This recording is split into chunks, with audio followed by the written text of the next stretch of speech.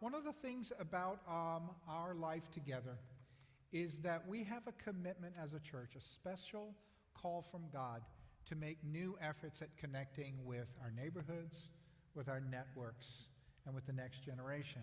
And so I'd like you to repeat those three words with us.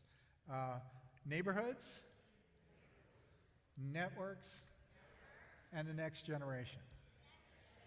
Now, some people have a natural lifestyle that they've cultivated that has innovative and interesting ways that they connect with the community around us. And we're going to hear a little bit about that today with Katy Dietrick. And so, Katy, your family has a creative tradition that you have started.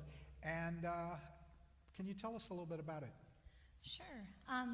So every year on Thanksgiving Eve, my family hosts Pie Night, which was created originally to solve the main first world Thanksgiving problem of best food of the year and best dessert of the year, but finite stomach space. Basically, we make a bunch of pies, throw open our doors, and welcome everybody in to share it with us. Now, you've done this for a while. How has Pie Night been life-giving and exciting for you? So Conrad and I realized a number of years ago that we wanted hospitality to be a value that we shaped our whole lives around. We wanted to take seriously God's commandment to love our neighbor as ourselves. And one of the ways that we can do that is by opening our doors and letting people in. And Pie Night is one example of the ways that we do that, and maybe the most delicious way that we do that. But we also try to say yes to people all year round. One of the things that's been both life-giving and challenging about it is Pie Night is a place where all of our worlds collide. Our church friends, our neighborhood friends, school, gym, work, theater friends all show up in the same place, and it can feel really overwhelming to make sure everybody feels welcome.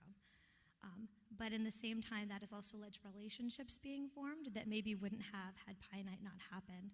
For example, a few years ago, we had a high schooler who was attending Carver who met a middle schooler who wanted to apply and encouraged her to apply and walked her through the process. And they're both in college now, but they were able to celebrate together all through high school as they shared that journey at Carver together. And they're still friends and made that connection at Pie Night. Well, how hard is this to do? I mean, I'm not a baker, and, how do you even get started in something like this? Well, first of all, why would you start? You guys can just come to ours. But if you really did want to do this or something like this on your own, it isn't actually that hard to do. Our first year that we did it, we only had 1 or 2 pies that we made that we were going to eat the next day anyway. And 7 years ago when we first moved to Baltimore, we only knew one family, so it was just them. It's over the top now, but it hasn't always been. The real secret to doing something like Pie Night, though, is really just saying yes and doing it. The obstacle in our society to hospitality is always this feeling of scarcity that we have over our time and our capacity and space.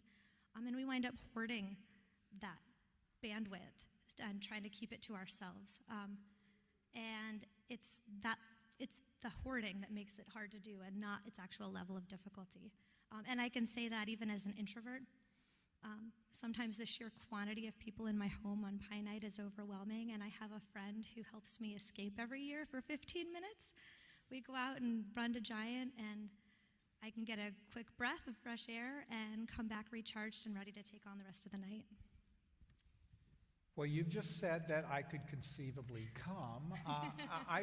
What's a really good pie that's going to be there? I mean, inquiring minds want to know. So don't tell anybody. I don't actually like pie that much. But my personal favorite pie is key lime pie, but it doesn't taste right outside of Florida. But I love making my kids' favorite pies. Oliver and Henry both love peppermint patty cream pie, and Hazel's favorite pie is lemon lime meringue pie. And Fitz isn't sure what his is, but he's right there.